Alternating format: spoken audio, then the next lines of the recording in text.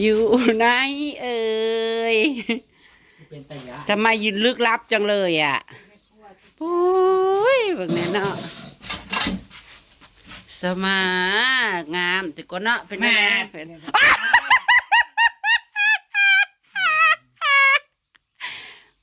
มึงเห็นอีหยัง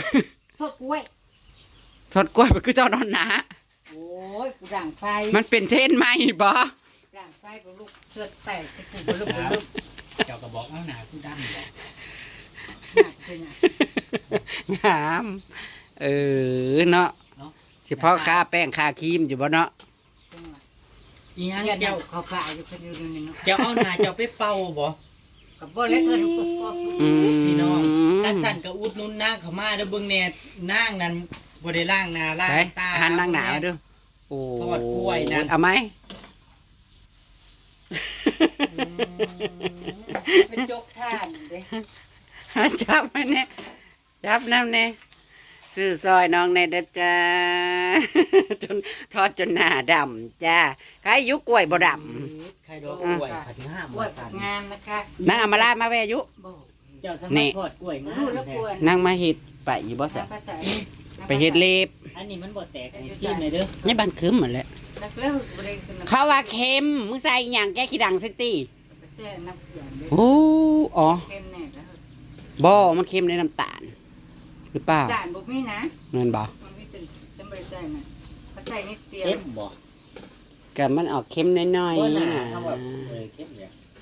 ประมาณนั่นแหละเนาะเขาใส่น้ำเกลือนะมันบ่เค็มนะที่บางทีหลังคือเค็มเขาบ่ได้เค็มมันมัดนะครับว่าแต่ว่ากล้วยบ่แก่ก็สวยอยู่ค่ะนางทอดกล้วยน่ะสวยอยู่ถึงว่านางจะขี้เหร่สกปรกเดินทางทำสะอาดอยู่นะนางว่า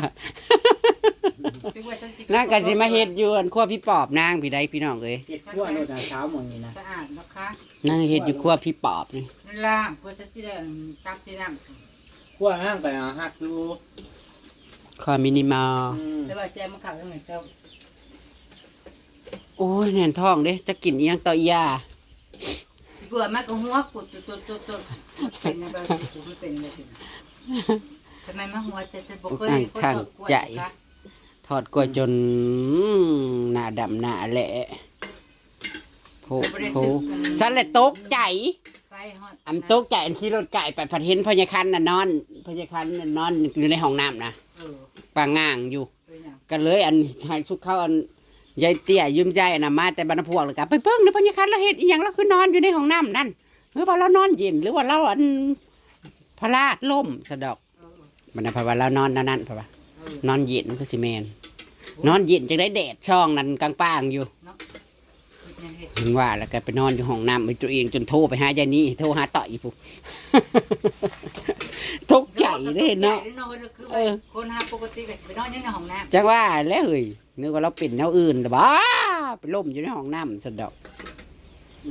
นั่งทอดงามเนาะนั่งทอดกล้วยงามบัดนั่งเก็บของคนมีผัดว่าเนาะก็บ่ได้สมกับนางหน้าดอกเมื่อไรนี่แล้วสำเนี้ยอีหยังทานมันบ่เรื่องบ่กบเราทานอย่างสิบ่โอ้อะตอนเขาจุดไม่เด็มันทานมันแตกบ่อยากอันนั้นไปได้เฮ้ยมันต้องดำมืดหนานะต้องดำมืดหนาแบบดำมืดเลยมันก็แตกปุ๊บเต็มแล้วคอนเทนต์นี่นะพี่เนาะ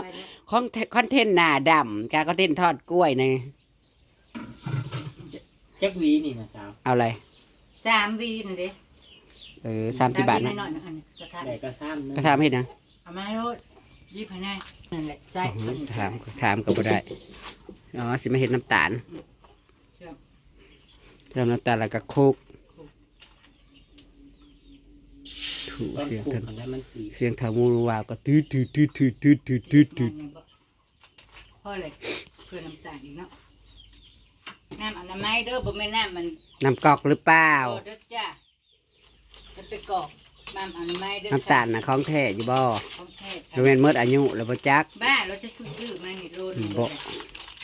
ย้อนว่าเอาไว้อยู่ในเจในเบิดอายุเลยบ่เด้อค่ะเฮ็ดสิหวานๆแน่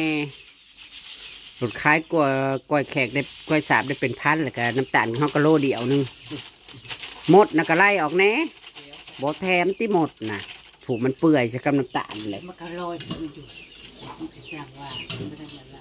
พวกมัน เจ้าก็วิจารณ์ห่านแล้วล่ะ วิจารณ์ว่าบูลลี่เด้ มันเป็นนะ อย่ามาบูลลี่สันเด้อวันฉันเห็ดจนหน้าดำพี่น้องเป็นตายากอย่าบ่หน้าไม่ค่านะหน้าไม่ค่านะดำไม่เล็ดจะเป็นตายาก คนกำลังนิยมกินอยู่จีมากบอกในทางคือว่าดีกว่าได้นี่สาวกัน เฮ้ยเธอหน้านะอันเห็ดไฟใหม่ผมเด้อคอนเทนต์หน้า น้องพี่น้องผมมันยาวให้อยู่ บอกคุมได้เหตุ เป่าอันก้มเป่าไฟแล้วเพราะว่าไฟลวกใส่ผมเอ้ย เอาไก่เขาว่าขึ้นหลัง โอ้ยมันขมันจ้องมือเลยใกล้ตัวนี้นะมันใกล้เร็วนะ น่าอำลาละ เว้ยชิบอกบอกให้บอกจังไดเบิ่งกะซ้ำคุกน้ำตาลน่ะกะไก่มา ว้าวแล้ว คุกแสน3อย่างมันจะบ่ติดขัดพอแท้นะมี ค่อยเอามาแล้ว กระมังแบบเละๆใช้ๆน่ะนะ อันนี้นะมันอยากติดกระพากให้มันเย็นก่อนก็เดี๋ยวขึ้นเอาได้ใส่ตอนนอนนี่ ผักมันเย็นมันก็เหนียวแต่ว่าเฮ้ย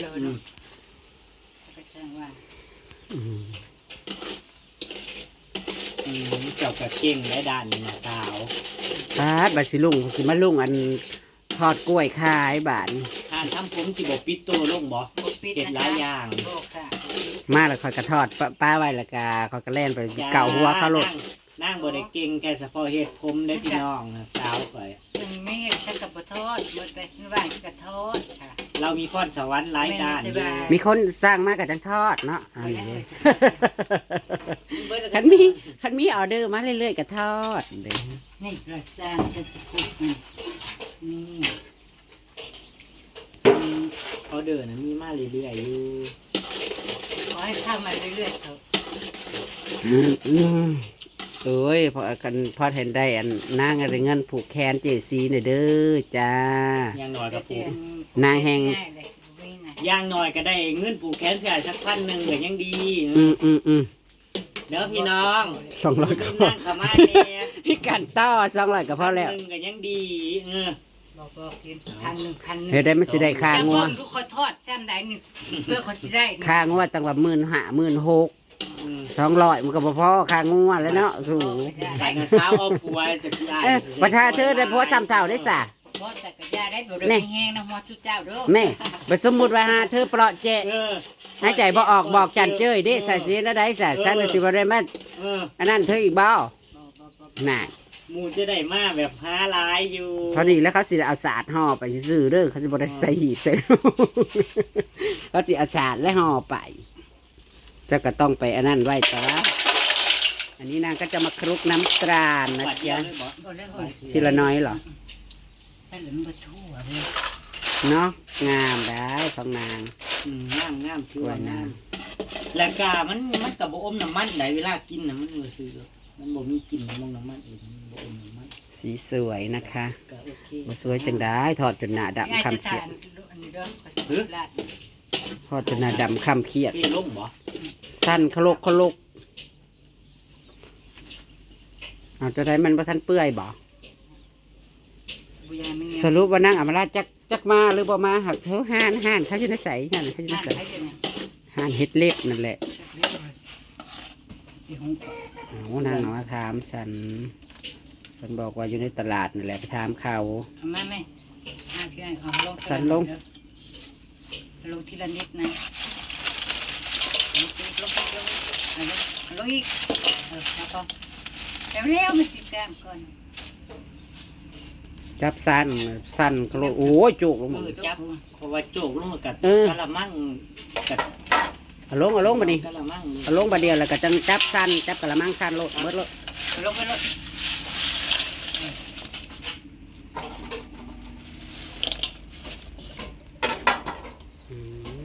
ก็ไปล้นเลย จับกะละมังน่ะสั้นปิ่นปุ๊บโลด ใช่ไหมสิ ฉันบอกว่าจับหน่อยไหมเฮ้ยจับสั้น เดี๋ยวนี้เลยใช่ไหมพี่ไอ้เอ้ย โอ้ย เทใส่ แล้วพี่ไอ้ ต้องสถานะได้ยังได้เดียว มาพี่น้อง กะ ธุรกิจใหม่ มึงจะเฮ็ดนั่นน่ะอะไรนี่มันก็แตกไปแล้วเบิ่ง ธุรกิจใหม่ เห็นเด้น่ะ เก็บเอาเฮ้ยเก็บกินเองนะ พอแล้ว เฮ้ย พอแล้วมันสิแตก ย่างแม่ครัว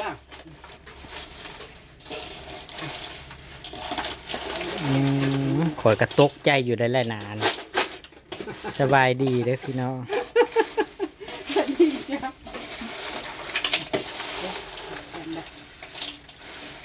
เบิ่งแหน่พี่น้องซุมเจ้าสิบ่อุดหนุนนางจังไดเบิ่งแหน่นางทอดกล้วยนะเบิ่งหนา